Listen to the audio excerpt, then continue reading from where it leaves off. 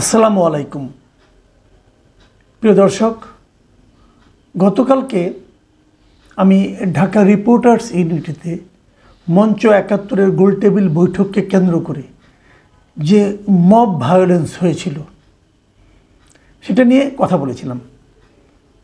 এবং তখন পর্যন্ত কালকে যখন আমি এই প্রোগ্রামটা করি তখন পর্যন্ত কিন্তু যাদেরকে পুলিশ আটক করে নিয়ে গিয়েছিল আমার ধারণা ছিল তাদের নিরাপত্তার জন্যই তাদেরকে নিয়ে যাওয়া হয়েছিল, এবং পুলিশ নিজেও সেরকম কথা বলেছিল, তাদের নিরাপত্তার জন্য তাদেরকে নিয়ে যাওয়া হয়েছে।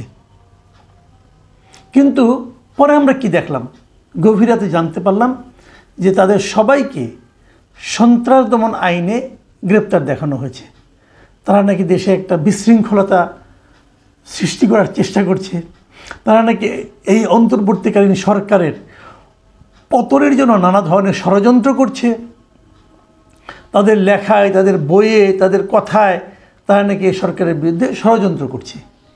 এই ধরনের মামলা আমরা আগের সরকারের আমলে, যে সরকারকে আমরা ফ্যাসিস্ট সরকার বলতাম, সেই হাসিনা সরকারের আমলে প্রায়ই দেখতাম। কাউকে একজন ধরে নিয়ে আসলো বিরোধী দলের, তার বিরুদ্ধে তারা এই ধরনের মামলা দিয়ে দিত। সেই মামলার ঘটনাগুলো মানুষকে বিশ্বাস করতো না। এখন এই সরকার, যে সরকার আমাদের আন্দোলনের মাধ্যমে গঠিত হয়েছে, যে সরকারের কাছ থেকে আমরা ঐক্যবদ্ধ জাতি গঠনের প্রক্রিয়া আশা করেছি, তারাও সেই একই ভাষায় কথা বলছে। আপনারা হয়তো বলবেন, না এটা তো সরকার বলছে না, পুলিশ বলছে। হ্যাঁ, পুলিশ কি সরকারের অংশ নয়? অংশ। তাহলে বলবেন এটা তো ফ্যাসিস্টদের পুলিশ বলছে। না, বিষয়টা হলো এই সরকার যা বলছে পুলিশ সেটাই কেবল প্রতিধ্বনি করছে। 12 ঘন্টা তাদের আটকে রেখে তারপরে মামলা নেওয়া হয়েছে। যাই হোক, এই সমস্ত কথা আমি বেশি লম্বা করতে চাই না। এই কারণে অনেকে হয়তো বলবেন আমি কোনো একটা পক্ষ নিচ্ছি। আমি এই পুরো ঘটনাটা আপনাদেরকে আরও একবার স্মরণ করিয়ে দিতে চাই। আমি নিজে কিছু বলতে চাই না। এই ঘটনার প্রেক্ষিতে এই যে মামলা হলো, মামলা হওয়ার পর তাদেরকে আদালতে নিয়ে যাওয়া হলো। লতিফ সিদ্দিকী সাহেব দেখেন, উনি কিন্তু আদালতে কোনো উকালতনামাতেই সিগনেচার করেন না, মানে কোনো উকিলও উনি ওনার পক্ষে নেন নাই। কেন নেন নাই? উনি বলেছেন এই আদালতের উপর আমার কোনো আস্থা নাই, এই আদালত সরকারের আজ্ঞাবহ আদালত, কাজেই এখানে আমি জামিনের জন্য আবেদনই করব না। ওনার মধ্যে কিন্তু এ ধরনের আচরণ আমরা আগেও দেখেছি। উনি কিন্তু ম্যান অফ প্রিন্সিপাল আমি মনে করি, এবং এই কারণেই আওয়ামী লীগ সরকার কিন্তু উনি মন্ত্রী থাকাকালে ওনাকে কিন্তু বাদ দিয়ে দিয়েছিল, এমপিগিরি বাদ দিয়ে দিয়েছিল, এমপি পদ থেকে বহিষ্কার করেছিল, এবং ওনাকে জেলে পর্যন্ত নিয়েছিল আওয়ামী লীগ সরকার। এরকম লোক যা বলার তাই বলেছেন। আইনের অধ্যাপক হাফিজুর রহমান কার্জন উনি আরও উল্টো বলেছেন যে এই সংবিধানকে আমরা রক্ত দিয়ে হলেও রক্ষা করবো, এটা মুক্তিযুদ্ধের সংবিধান। এই সংবিধানের বিরুদ্ধে যে ষড়যন্ত্র হচ্ছে সেটাকে আমরা রক্ষা করব। এই কথাটা কালকে গোলটেবিল বৈঠকে উনি বলেছিলেন। মনে রাখবেন, সংবিধান বিষয়ে উনি বিশেষজ্ঞ। উনি বলছেন যে সংবিধানকে ধ্বংস করার চেষ্টা করা হচ্ছে। যাই হোক, আমাদের আরেকজন বিশেষজ্ঞ ডক্টর আলী রিয়াজ আছেন, যাকে নাকি নিয়ে আসা হয়েছে আমেরিকা থেকে উড়াইয়া। উনি কীভাবে সংবিধান বিশেষজ্ঞ এখনও জানি না। যাই হোক, কী আর করা, কিছু বলার নেই। তো আমি এই পুরো ঘটনাটাকে আরেকবার আপনাদেরকে স্মরণ করে দিতে চাই, এবং সেই জন্য আমি আজকে আশ্রয় নিয়েছি একটা সংবাদ মাধ্যমের। সেটা কি? সেটা বিবিসি বাংলা এই পুরো ঘটনাটাকে কিভাবে দেখছে, তাদের রিপোর্ট কিভাবে করেছে, সেই রিপোর্ট থেকে কিছু অংশ আপনাদেরকে আমি জাস্ট করে পড়ে শোনাবো। তাহলে অন্তত লোক এটাতে বলতে পারবেন না যে আমি একটা পক্ষ নিয়ে নিয়েছি। কাজে আমার উপর দায়টা চাপানো যাতে না যায়, আমি যাতে কোনো পক্ষ নিয়েছি এই অভিযোগ কাউকে কষ্ট করে করতে না হয়, সেজন্য আমি বিবিসি বাংলায় এই পুরো ঘটনাটাকে কীভাবে তারা বিবৃত করেছে সেটা আপনাদের সঙ্গে একটু শেয়ার করতে চাই। দেখুন, এই ঘটনার প্রেক্ষিতে কিন্তু মাথায় রাখবেন, যেখানে অনুষ্ঠানটা হয়েছিল যে ডিআরইউতে, মানে ঢাকা রিপোর্টার্স ইউনিটি, তারা পর্যন্ত বিবৃতি দিয়েছে। তারা বিবৃতি দিয়ে বলেছে যে এই ঘটনা তাদের জন্য খুবই লজ্জাজনক, এবং বলছে ডিআরইউতে কখনো এই ধরনের ঘটনা, এই ধরনের মবের ঘটনা ঘটে নাই। এবং তারা ডিআরইউ কর্তৃপক্ষ কিন্তু যারা মব করেছে তাদেরকেই কিন্তু তারা সমালোচনা করেছে। যাই হোক, আমি এখন বরং বিবিসির রিপোর্টটা আপনাদেরকে একটু পড়ে শোনাই। পুরোটা পড়বো না, কিছু কিছু অংশ আপনাদেরকে আমি পড়ে শোনাই।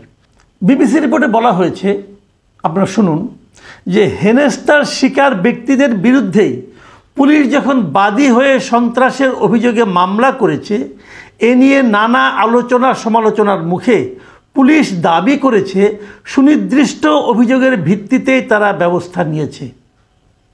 তবে মব বা দলবদ্ধ বিশৃঙ্খলা সৃষ্টি করে যারা হেনস্থা করেছে তাদের বিরুদ্ধে ব্যবস্থা নিতে হলে কাউকে অভিযোগ আনতে হবে বলে পুলিশ বলেছে। ঢাকার শাহবাগ থানার ভারপ্রাপ্ত কর্মকর্তা মোহাম্মদ খালিদ মনসুর বলেন, পাবলিক বা কেউ একজন অভিযোগ করলে তাকে বাদী হয়ে মামলা করতে হবে। মানে এদেরকে গ্রেপ্তার করার জন্য এই পরিচিত মুক্তিযোদ্ধা এবং বিশ্ববিদ্যালয়ের অধ্যাপক এবং সাংবাদিক মঞ্জুর আলম পান্না সহ এদের বিরুদ্ধে মামলা করার জন্য কিন্তু কাউকে অভিযোগ করতে হয় নাই। পুলিশ নিজেই বাদী হয়েছে, নিজেরাই অভিযোগ করেছে এবং তারা বলে তারা নাকি সুনির্দিষ্ট অভিযোগের ভিত্তিতে তাদের বিরুদ্ধে মামলা করেছে। আর যারা মব করেছে, আমরা যেটা ভিডিওতে সবাই দেখেছেন, দেখেননি তা না, সবাই দেখেছে ভিডিওগুলো, এবং কে মারলো, কে ফোন দিয়ে একজনকে আঘাত করলো মেগাফোন দিয়ে, আমরা সবাই দেখেছি। তাদের বিরুদ্ধে পুলিশ কোনো মামলা করবে না। যদি কেউ যে মামলা করেন কোনো সাধারণ নাগরিক, তাহলে ওনারা এই মামলা নেবেন। কে যাবে? কে যাবে? আপনি যাবেন? আপনি গেলে আপনাকে যে মবের শিকার হতে হবে না তার কোনো গ্যারান্টি আছে? আপনাকে কে নিরাপত্তা দিবে? এবং পুলিশ তাদের গ্রেপ্তারের পেছনে যে যুক্তিটা দেখিয়েছে, যে আপনার যে এজাহার যেটা হয়েছে, সেখানে কি বলা হয়েছে, যেমন পুলিশ কি বলেছে, পুলিশ বলেছে যে ঘটনাস্থলে উপস্থিত লোকজনকে তারা জিজ্ঞাসাবাদ করার পর তারা যারা জানতে পেরেছে, সেখানে পুলিশের বক্তব্য শোনেন যে আব্দুল লতিফ সিদ্দিকী মঞ্চ ৭১-এর ব্যানারকে পুঁজি করে প্রকৃতপক্ষে দেশকে সশস্ত্র সংগ্রামের মাধ্যমে অস্থিতিশীল করে বর্তমান অন্তর্বর্তীকালীন সরকারকে উৎখাত করার ষড়যন্ত্র ও উপস্থিত অন্যদের প্ররোচিত করে বক্তব্য প্রদান করছিলেন। আর এই ষড়যন্ত্রমূলক বক্তব্যের জন্য উপস্থিত লোকজন তাদেরকে ঘেরাও করে আওয়ামী ফ্যাসিস্ট বলে স্লোগান দিচ্ছিল। এটা হলো পুলিশের বক্তব্য। তারা নাকি ওখানে যে লোকজনের সঙ্গে আলাপ করে সেটা শুনেছে। তারপর বিবিসি বলছে, বিবিসির বক্তব্যটা শোনেন আপনারা, যদিও আলোচনা সভায় হেনস্থার একাধিক প্রত্যক্ষদর্শী বিবিসি বাংলাকে জানিয়েছে, আলোচনা সভার প্রথম বক্তা ঢাকা বিশ্ববিদ্যালয়ের অধ্যাপক শেখ হাফিজুর রহমান কার্জনের বক্তব্য শেষ হওয়ার পরপরই ২০-২৫ জন ঘটনাস্থলে উপস্থিত হয়ে স্লোগান দিতে থাকেন এবং এক পর্যায়ে আলোচনায় অংশগ্রহণকারীদের উপর চড়াও হন। ফলে আলোচনা সভায় আর কেউ কথা বলার সুযোগই পাননি। তাহলে শেখ হাফিজুর রহমান কার্জন ছাড়া আর কেউ বক্তব্য দেওয়ার সুযোগই পায় নাই। সেখানে পুলিশ বলছে ওখানে নাকি আব্দুল লতিফ সিদ্দিকী কি সশস্ত্র টিপ্লবের কথা বলছে। কীভাবে শুনলো? পুলিশকে আমরা চ্যালেঞ্জ করে বলতে চাই, এই জনাব পুলিশ, আপনারা আব্দুল লতিফ সিদ্দিকীর বক্তব্যের একটা ভিডিও দেখান তো ভাই, সিম্পলি একটা ভিডিও দেখান যেখানে নাকি লতিফ সিদ্দিকী কি বলছে এটা দেখা যাচ্ছে। পারবেন? পারবেন না। কিন্তু এই মব সৃষ্টিকারীরা কি কি করেছে তো সমস্ত ভিডিও কিন্তু সোশ্যাল মিডিয়ায় আছে। আপনাদের তারপরেও মনে হলো লতিফ সিদ্দিকী যে কথা বলেননি, বলার সুযোগও পাননি, দাঁড়াতেই পারেননি, মাইক্রোফোনই হাতে নিতে পারেননি, সে এই সমস্ত কথা বলেছে বলে আপনারা দাবি করছেন। ভাই, আপনাদেরকে লজ্জা শরম বলতে কিছু নাই। আপনারা যেটা বলছেন মানুষ তো দেখছে, সোশ্যাল মিডিয়া এখন সব পাওয়া যায়। ঘটনা যখন ঘটছে তখনই সোশ্যাল মিডিয়া সব চলে এসেছে। অনেক লোক সেখানে ছিল, তারা মোবাইলে রেকর্ড করে দিয়ে দিয়েছে। পুলিশ এই কথাগুলো যে বলল, পুলিশের এই কথাগুলো মানুষ কি মিলিয়ে নিতে পারবে? তাহলে আপনাদের ব্যাপারে মানুষের মনে ধারণাটা কি দাঁড়াবে? একটু লজ্জা পাওয়া তো উচিত, তাই নয় কি? দেখুন, এই অনুষ্ঠানের যিনি আয়োজক ছিলেন, এই মঞ্চ ৭১-এর যিনি কর্মকর্তাদের মাঝে একজন, যিনি বিভিন্ন জায়গায় দাওয়াত পাঠিয়েছিলেন, তিনি হলেন সিনিয়র অ্যাডভোকেট জেরাই খান পান্না। তিনি অবশ্য অনুষ্ঠানে ওই দিন ছিলেন না। আমি যতটুকু শুনেছি উনি নাকি জ্যামের কারণে যেতে পৌঁছতে দেরি হচ্ছিল, যখন পৌঁছানোর আগে এই ঘটনাগুলো ঘটতে শুরু করেছেন।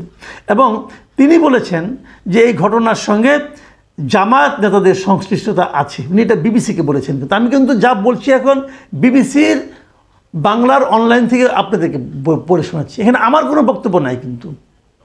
এবং তিনি বলেছেন, এই আইনজীবী বলেছেন, তাদের কাছে থাকা প্রমাণ আইন শৃঙ্খলা বাহিনীর কাছে দেওয়া হলেও এখন পর্যন্ত তারা কোনো ব্যবস্থা নেয়নি। এটা জেরা খান পান্নার অভিযোগ। আর উনি যে বলেছেন জামাতের লোকজন উপস্থিত ছিলেন, সেখানে পল্টন থানার যে জামাতের নেতা শাহিন আহমেদ খান তিনি বলেছেন যে ওখানে জামায়াতের ব্যানারে কেউ যায় নাই, তবে জুলাইকে ধারণ করা অনেকে সেখানে গেছেন। তার মানে জামাতের লোক যদি যায় থাকে সে নাকি জামাত হিসেবে যায় নাই, জুলাইকে ধারণ করে বলে গিয়েছেন। ভালো কথা। ওখানে আরও অনেক উপস্থিত ছিলেন। সাবেক সচিব আবু আলম মোহাম্মদ শহীদ খান উপস্থিত ছিলেন, তাকেও কিন্তু বিবিসি জিজ্ঞাসা করেছেন এবং উনিও কিন্তু একই ধরনের কথা বলেছেন যে কার্জন সাহেবের বক্তৃতা শেষ হওয়ার পরপরই সেখানে কিন্তু তারা ওই মবকারীরা ঢুকে পড়েছিল। ওখানে থাকা একজন সাংবাদিকের বক্তব্য, সাংবাদিকের বরাতে বিবিসি নিউজ বলছেন যে হেনস্থাকারীরা সেখানে ঢুকেই লতিফ সিদ্দিকীকে ঘেরাও করে কুরুচিপূর্ণ স্লোগান দিতে থাকেন। এমন সময় ধারণ করা বেশ কিছু ভিডিওতে দেখা গেছে পেছন থেকে একজন তাকে ধাক্কাও দেন। ওই প্রত্যক্ষদর্শী সাংবাদিক জানিয়েছেন নিজেকে জুলাই যোদ্ধা দাবি করা ওই ব্যক্তির নাম সম্ভবত আল আমিন ছিল এবং এর পরপরই কয়েকজন উত্তেজিত হয়ে একটি চেয়ার ভেঙে ফেলে এবং ব্যানার ছিঁড়ে ফেলে। তারপর ধাওয়া দিয়ে একজন মুক্তিযোদ্ধার গলা চেপে ধরেন আর একজন মারধর করে তার পাঞ্জাবি ছিঁড়ে ফেলেন। আরেকটা ভিডিওতে দেখা যায় যে হ্যান্ড মাইক দিয়ে একজনকে আঘাত করতে দেখা যাচ্ছে। এরকম ঘটনা প্রায় ৪৫ মিনিট ধরে চলার পর সেখানে পুলিশ উপস্থিত হয় এবং তারা হেনস্থার শিকার ব্যক্তিদেরকেই আটক করে থানায় নিয়ে যায় এবং পরে তাদের উপর অন্তর্বর্তী সরকারকে উৎখাতে ষড়যন্ত্রের অভিযোগে মামলা করে। এবার ভাবুন, ভেবে দেখুন আসলে ঘটনাটা কি ঘটলো।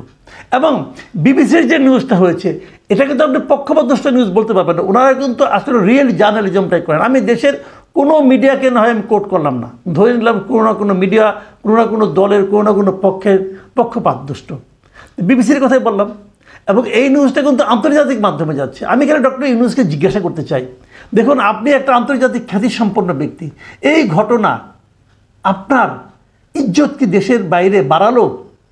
আপনি কি মনে হয় আপনার কাছে? আপনি কি এই সমস্ত বিতর্কের মধ্যে জড়িয়ে পড়ার জন্য এসেছেন? আপনি জীবনে অনেক কিছু অর্জন করেছেন, এখন কেন এই বদনামগুলো আপনি আলিঙ্গন করছেন? দেখুন, আমি আলোচনা শেষ করার আগে এই বিবিসি বাংলা থেকেই আরও দুজনের বক্তব্যকে আমি আপনাদের একটু শোনাতে চাই। তাদের মধ্যে একজন হলেন প্রখ্যাত আইনজীবী শাহদিন মালিক। তিনি কি বলেছেন? তিনি বলেছেন মুক্তিযুদ্ধ এবং সংবিধানকে সব মানুষ থেকে বিচ্ছিন্ন করে দলীয়ভাবে চিহ্নিত করার চেষ্টা চলছে। এসব কিছুরই বহিঃপ্রকাশ। সার্বিকভাবে বিচার ব্যবস্থা যে ভঙ্গুর হয়ে গেছে এই ঘটনা সেটারই প্রতিফলন।